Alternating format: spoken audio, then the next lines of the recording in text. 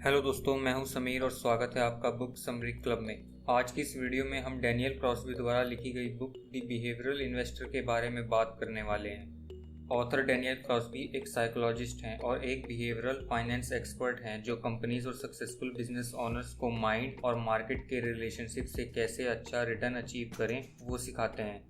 इस वीडियो में मैं आपके साथ वो सारी अमेजिंग स्ट्रेटजीज शेयर करूंगा जो मैंने इस बुक से सीखी हैं, जो आपको एक बिहेवियरल इन्वेस्टर बनने में मोटिवेट करेंगी। आपने अपनी लाइफ में जो भी फाइनेंशियल डिसीजन लिए हैं अपने पास्ट में, चाहे वो कोई नई कार लेना हो या कोई घर लेना हो या फिर किसी शॉपिंग मॉल में अपने फेवरेट ब्रांड के कपड़े लेना हो, इन सभी डिसीजन में आपको लगता है कि ये आपने लिए हैं, लेकिन इसमें सबसे मेजर रोल प्ले करता है आपका ब्रेन यानी आपका दिमाग। तो इसीलिए अगर हम सभी को एक बेहतर इन्वेस्टर बनना है तो हमें पता होना चाहिए कि एक ह्यूमन ब्रेन कैसे काम करता है और कैसे हमारे डेली बिहेवियर और हैबिट्स सबकॉन्शियसली हमारे इन्वेस्टमेंट को इम्पैक्ट करती है। सबकॉन्शियसली का मतलब होता है कि आपको पता नहीं लगता कि कैसे आपके अंदर कोई चीज़ खरीदने का मोटिवेशन आया है। जैसे कि नई कार की ज़रूरत ना होने के बावजूद भी आपका मन किया कि यार मुझे एक नई कार खरीदनी चाहिए। वो जो थॉट प्रोसेस है वो कहाँ से आया, ये डायरेक्टली लिंक करता है आपके ब्रेन से।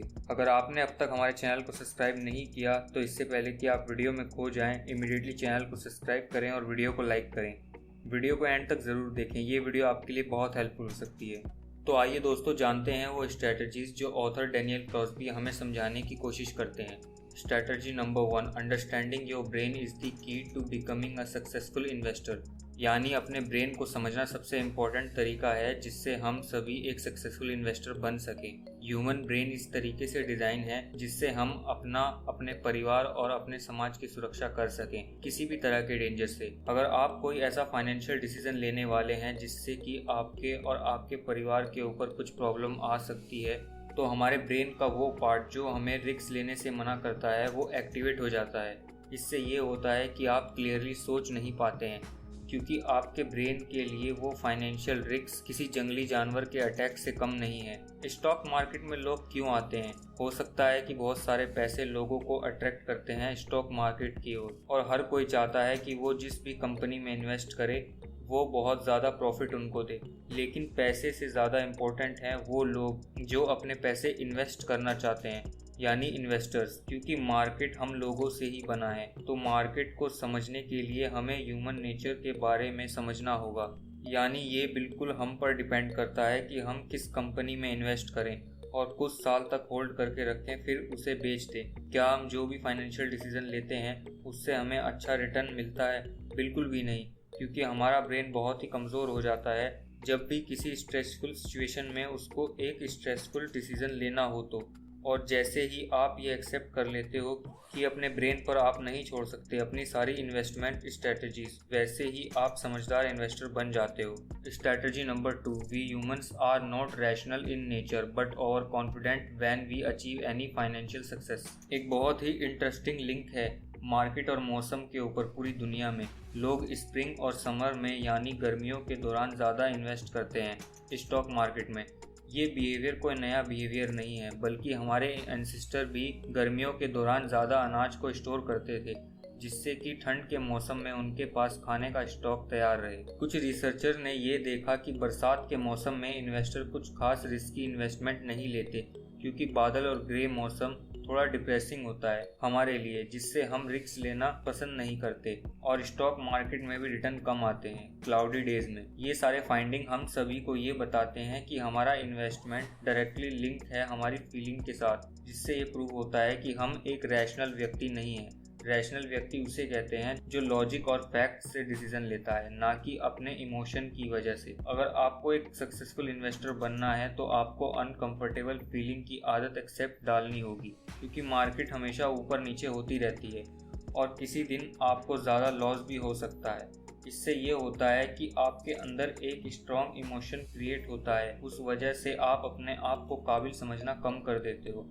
तो ऑथर रिकमेंड करते हैं कि हम सभी को कोशिश ये करनी चाहिए कि हम ज़्यादा से ज़्यादा रेशनल रहें, यानी लॉजिक और फैक्ट्स के ऊपर डिसीजन लें और अपने थॉट पैटर्न को भी अपने अंदर ऐसे क्रिएट करें जो कि इमोशंस पर डिपेंड ना हो। वैसे ये तो बहुत ही मुश्किल है, लेकिन फिर भी आप ये कर सकते हो विद रेगुलर प्रैक्टिस। इसके साथ साथ ऑथर ओवर कॉन्फिडेंट को एक लायबिलिटी मानते हैं। कॉन्फिडेंस की वजह से हम ह्यूमन आज सबसे बेहतर जिंदगी जी रहे हैं। हमारे कॉन्फिडेंस से ही हमने इतनी सारी डिस्कवरीज की, बिजनेसेस चलाए और बहुत सारी सक्सेस हमें मिली। और इन जनरल हमारी आदत है कि हम ऑप्टिमिस्टिक होते हैं। हम ज़्यादातर सिचुएशन में एक पॉजिटिव रिटर्न एक्सपेक्ट करते हैं।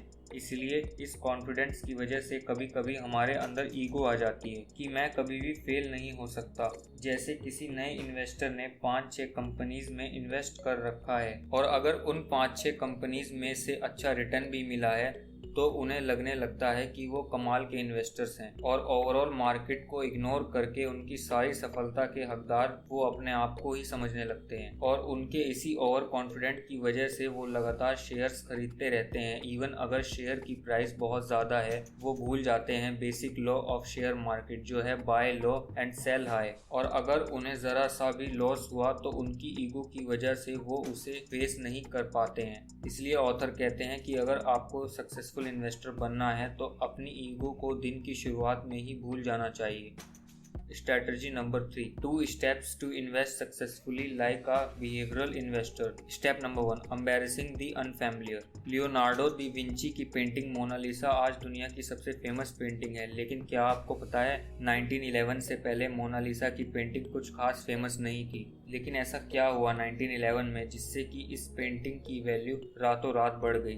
1911 में लोवरे म्यूजियम जो कि पेरिस में है, वहाँ से मोनालिसा की पेंटिंग चोरी हो गई थी, जिस कारण ये एक ग्लोबल न्यूज़ बन चुकी थी।